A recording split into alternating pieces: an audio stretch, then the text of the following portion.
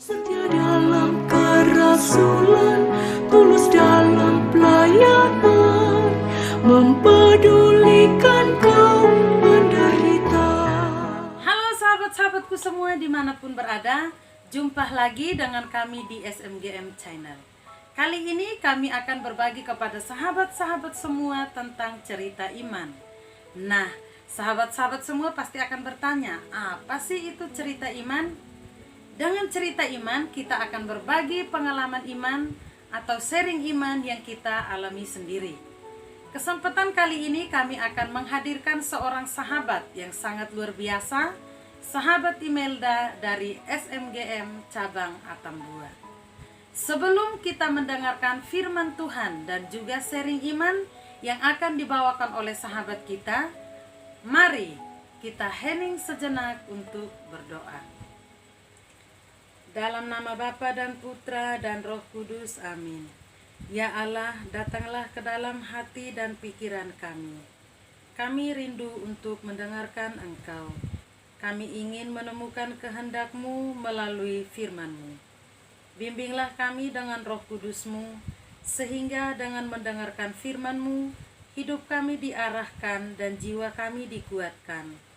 Kami juga mohon kepadamu ya Bapa, bantulah kami agar mampu dan setia menjalankan apa yang menjadi kehendak-Mu, sehingga bukan hanya kami mengerti akan firman-Mu, tetapi juga menjadi anak-anak-Mu yang mampu hidup sesuai dengan firman-Mu.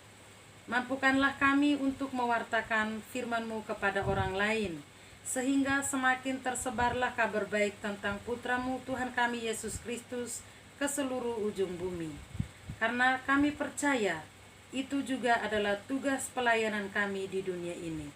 Semua yang kami lakukan ini hanya untuk memuliakan nama-Mu kini dan sepanjang segala masa. Amin. Dalam nama Bapa dan Putra dan Roh Kudus. Amin.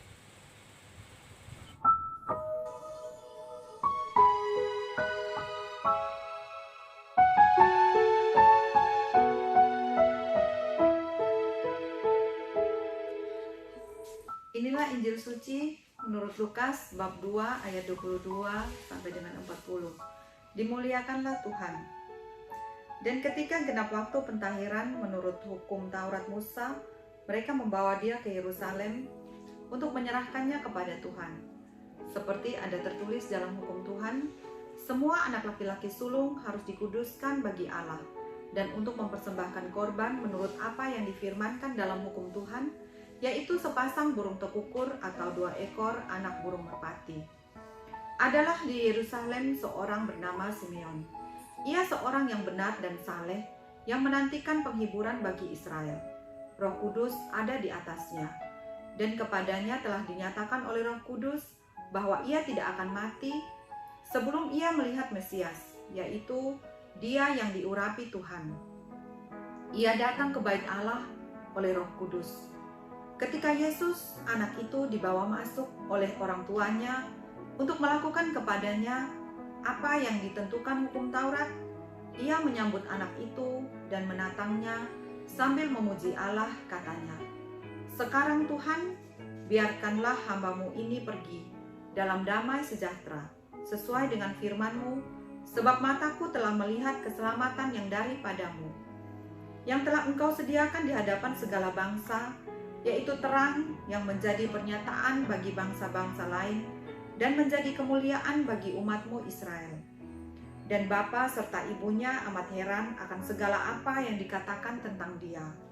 Lalu Simeon memberkati mereka dan berkata kepada Maria, ibu anak itu, "Sesungguhnya anak ini ditentukan untuk menjatuhkan atau membangkitkan banyak orang di Israel, dan untuk menjadi suatu tanda yang menimbulkan perbantahan. Dan suatu pedang akan menembus jiwamu sendiri, supaya menjadi nyata pikiran hati banyak orang." Lagi pula di situ ada Hana, seorang nabi perempuan, anak Fanuel dari suku Aser. Ia sudah sangat lanjut umurnya. Sesudah kawin, ia hidup 7 tahun lamanya bersama suaminya, dan sekarang ia janda dan berumur 84 tahun. Ia tidak pernah meninggalkan bait Allah, dan siang malam beribadah dengan berpuasa dan berdoa. Dan pada ketika itu juga datanglah ia ke situ dan mengucap syukur kepada Allah dan berbicara tentang anak itu kepada semua orang yang menantikan kelepasan untuk Yerusalem. Dan setelah selesai semua yang harus dilakukan menurut hukum Tuhan, kembalilah mereka ke kota kediamannya, yaitu kota Nazaret di Galilea. Anak itu bertambah besar dan menjadi kuat, penuh hikmat dan kasih karunia Allah ada padanya. Demikianlah sabda Tuhan, terpujilah Kristus.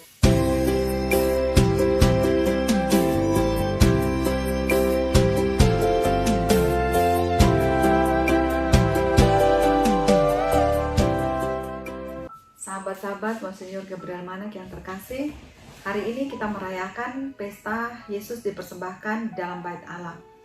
Yusuf dan Maria membawa Yesus untuk dikuduskan. Menurut tradisi Yahudi, setiap anak sulung, entah manusia atau hewan, harus dikuduskan bagi Allah. Orang Yahudi percaya bahwa Allah adalah pemberi kesuburan dan kehidupan. Anak sulung adalah yang membuka rahim seorang ibu. Rahim sendiri diasosiasikan sebagai kehidupan. Jadi anak sulung dari suku Lewi harus melayani di dalam bait Allah. Namun karena Yesus bukan keturunan Lewi, maka Yusuf dan Maria membawa Yesus ke bait Allah untuk dikuduskan, tentunya dengan membawa syarat-syarat. Hal ini dilaksanakan sesudah 31 hari kelahiran seseorang.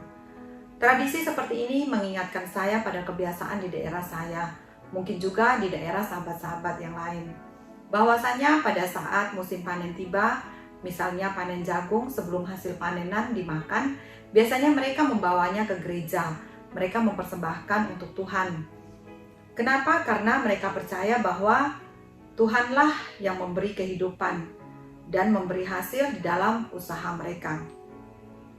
Benar kata Rasul Paulus kepada jemaat di Korintus dalam suratnya yang pertama bahwa aku menanam, Apolos menyiram, tetapi Allah yang memberi pertumbuhan.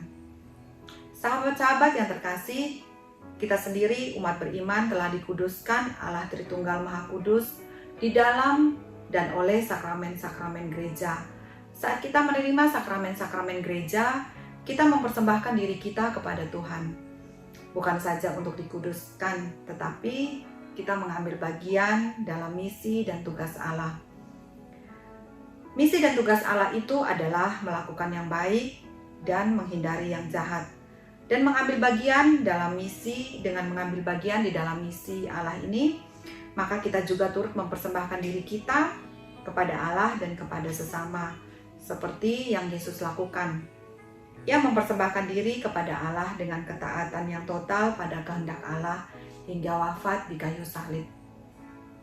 Ia mempersembahkan diri juga kepada manusia demi keselamatan manusia hingga wafat di salib. Maka kita sebagai orang-orang yang menamakan diri sebagai pengikut Yesus, kita pun dituntut untuk mempersembahkan diri kepada Tuhan dan sesama.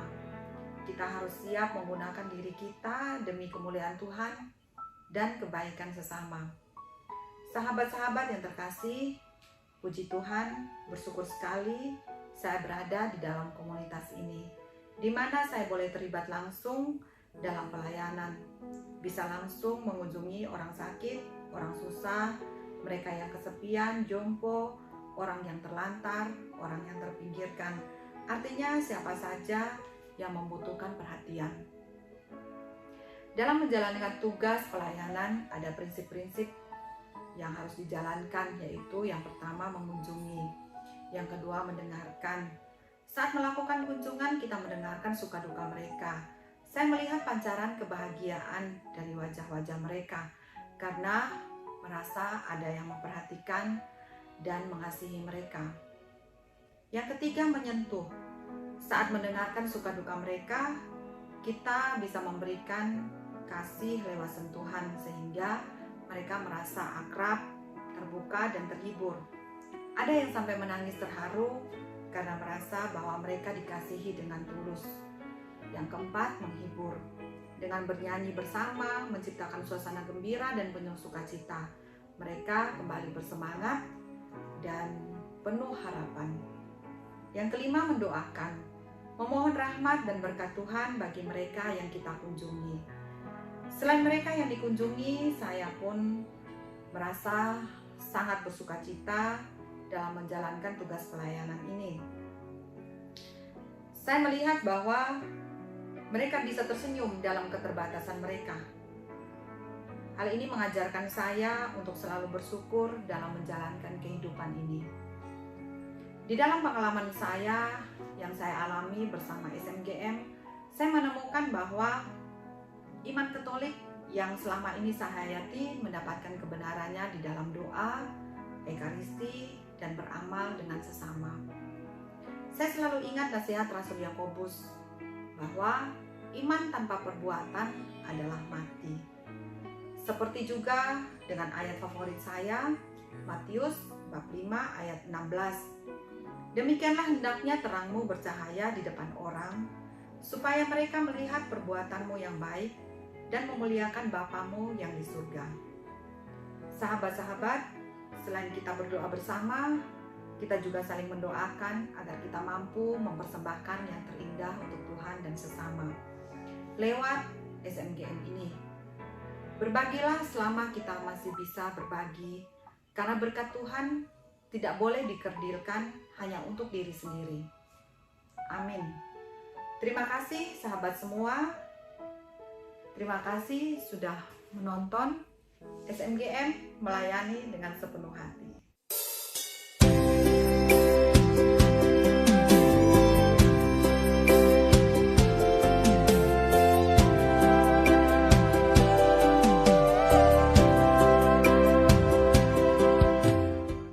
Dalam nama Bapa dan Putra dan Roh Kudus. Amin. Allah Bapa yang Maha Baik, kami mengucap syukur atas penyertaan Putra-Mu. Kami mengucap syukur kepadamu, karena dengan Roh Kudus-Mu, Engkau membuka hati dan budi kami, sehingga kami mampu dan mengerti firman-Mu. Semoga firman Tuhan dan juga sharing iman yang baru saja kami dengar, dapat kami serapi dalam hati, dan kami lakukan dalam kehidupan sehari-hari. Semoga dengan sharing iman ini, semakin banyak orang terdorong oleh semangat kasih-Mu. Amin. Dalam nama Bapa dan Putra dan Roh Kudus. Amin. Terima kasih kepada sahabat Imelda yang sudah membawakan sharing kita pada minggu ini. Jangan lupa like, comment, subscribe, dan klik tanda lonceng di bawah ini agar sahabat-sahabat semua tidak ketinggalan video terbaru dari kami. SMGM melayani dengan sepenuh hati. Tuhan Yesus memberkati.